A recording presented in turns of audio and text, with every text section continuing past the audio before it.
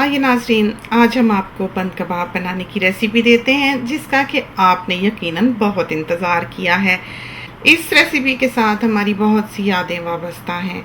कराची एक ज़माने में इस तरह का ना था जैसा कि ये आज दिखाई देता है। तारिक रोड पर नई नई आबादी शुरू हुई, दुकानें बनना शुरू हुई और सिर्फ ये तारिक रोड और अल्लामा इकबाल रोड तक ही दुकानें उस वक्त मौजूद थीं। चावला सेंटर बना और उसी ज़माने में तारिक सेंटर के कॉर्नर पर ये जो रेडीमेड कपड़े होते हैं, बने बनाए सिले सिलाए 35-35 रुपए के लॉन के, ये बिकने शुरू हुए। वहीं पर एक रेडी वाला जो था वो खड़ा हुआ करता था जिसका कि बंद कबाब बहुत मशहूर था।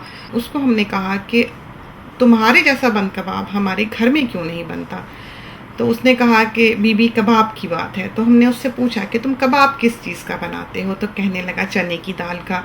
तो ये बात जो थी ये हमारे लिए एक नई बात थी कि चने की दाल के कबाब कौन बनाता है। जाहिर है 2 रुपए का बंद कबाब आया करता था तो उसमें गोश्त का कबाब बेचना तो मुमकिन ना था और इन लोगों ने कमाना भी होता था। लेकिन बस यूँ कहें कि अल्लाह ने ही इनके हाथों में जायका डाला होता था और गरीबों के कमाने के यूँ सबब बना करते थे। तो ये रेसिपी जो है, सारा क्रेडिट इसका उस रेडी वाले को जाता है जिसने कि हमें ये रेसिपी दी।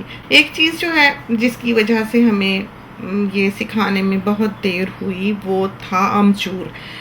इसकी जो चटनी थी उसने बताया था कि साबित अमचूर जो है वो ओवरनाइट वो भिगो देते हैं और इमली उस ज़माने में भी महंगी होती थी तो वो अमचूर सस्ता मिला करता था तो उसको फिर वो कीमे वाली मशीन में से निकाल लिया करते थे। यहाँ पर हमें वो अमचूर नहीं मिला बहुत ढूंढने के बावजूद भी। तो हमने बना तो लिया है, टेस्ट भी बहुत हद तक वैसा ही है। लेकिन अगर आपको साबित अमचूर मिले कभी भी तो भिगोकर उसको आप कीमे वाली मशीन में से गुजार लें ताकि वो दानेदार सी चटनी जो है वो बना करती है। आधी इमली डाल लें, आधा वो डाल लें। सबसे पहले हमने चने की दाल का 1.5 कप लिया है जो कि हमने अपने प्रेशर कुकर में डाला है। ना हो तो पानी डालकर आप वैसे ही पॉट में रख छोड़ें, खुद ही गल जाएगी। और इसको फिर हमने धो लिया है। चने की दाल को धो के हमने इसका पानी जो है वो गिरा देना है और इसके बाद हमने इसमें 2.5 कप जो है 2.5 कप जो है वो वाटर के डाले हैं। 2.5 कप 3 कप्स डाल दें अपने प्रेशर कुकर के हिसाब से ही। हमारा प्रेशर कुकर जो है वो पानी और टाइम बहुत कम लेता है। अब हमने इसको उबाल लेना है, गला लेना है। 2 to 3 मिनट्स के लिए हमने इसको प्रेशर देना है और इसमें हमने फिर 1 टीस्पून फुल जो है वो सॉल्ट का डाला है और 1 टीस्पून फुल ही हमने पिसे हुए गरम मसाले का डाला है जो कि हमने घर में ही पीस रखा है।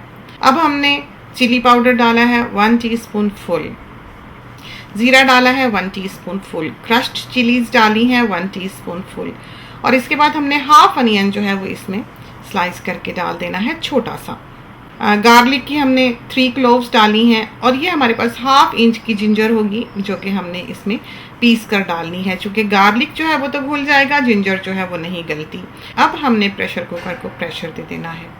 इमली ली है हमने, ये ब्रांड है जो हमारे हाथ में है, बहुत मॉइस्ट और बहुत सॉफ्ट है और उसमें हमने कोई 3/4 कप जो है वो पानी का डाला है और इसको हमने हाथ से मल लेना है। अगर इमली सख्त हो जैसा कि अमूमन होती है तो उसको फिर आप पानी डालकर थोड़ी देर के लिए 2 to 3 मिनट्स के लिए माइक्रोवेव में रख लें। सॉफ्ट हो जाए तो यूँ हाथों से मल के उसका गूदा जो है वो अलग कर लें और छान लें।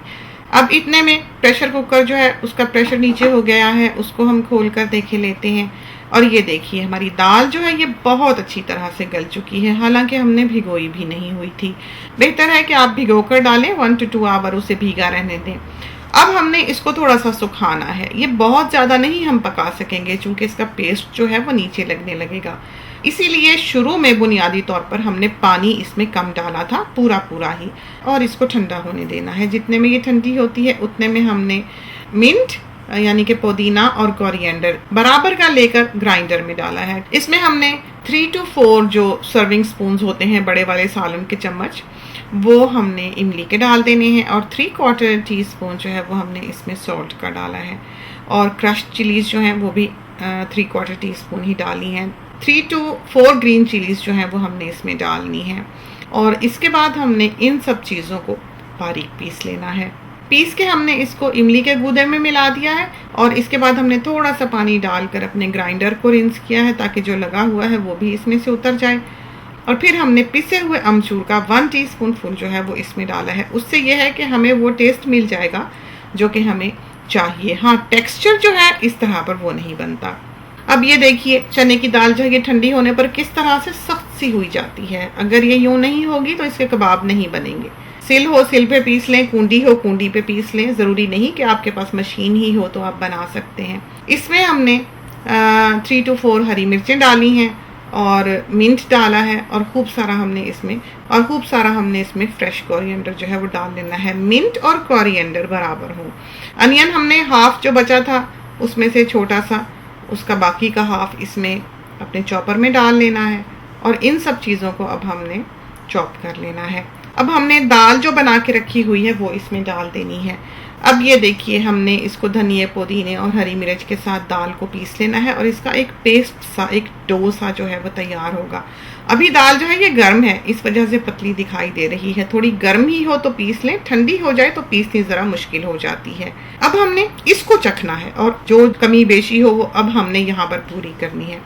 इसमें हमने हाफ टी स्पून सॉल्ट और डाला है, हाफ टी स्पून ही हमने क्रश चिली पाउडर डाला है और हाफ टी स्पून ही हमने इसमें गरम मसाले का डाला है जो कि पिसा हुआ है। और इस चॉपर को हमने थोड़ा सा और चला देना है और इसके बाद हमने ये जो डोसा बना है कबाबों के लिए ये एक बोल में निकाल लेना है। थोड़ा सा पानी जो है वो हथेली में लगाकर आपने इस तरह पर कबाब बना लेने हैं जैसे कि हमने बनाया है। और ट्रे में आपने देखा कि हमने क्लिंग रैप जो है वो लगा लिया है।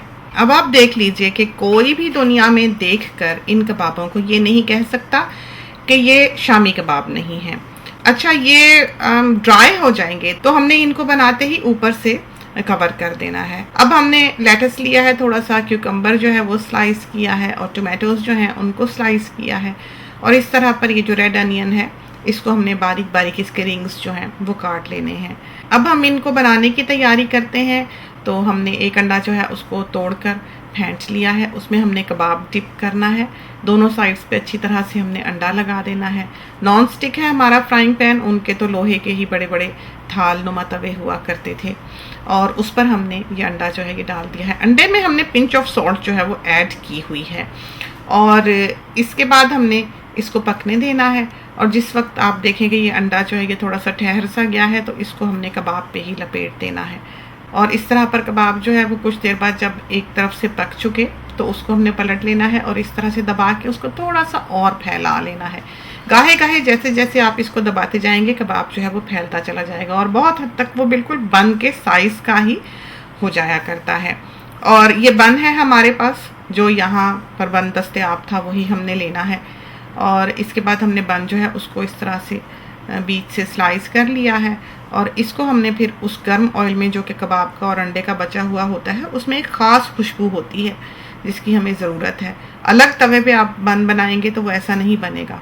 बन जो है उसको ऑयल में लाल कर लेना है और उसमें हमने ये फिर कबाब और अंडा जो है वो रख देना है। वैसे रेडी वाला जो था वो चटनी पहले बन के दोनों साइड्स पे इस तरह गर्म करने के बाद जब पलटता था तो लगाया करता था, लेकिन हमें लगता है कि वो बन जो है उससे सौगी हो जाता था।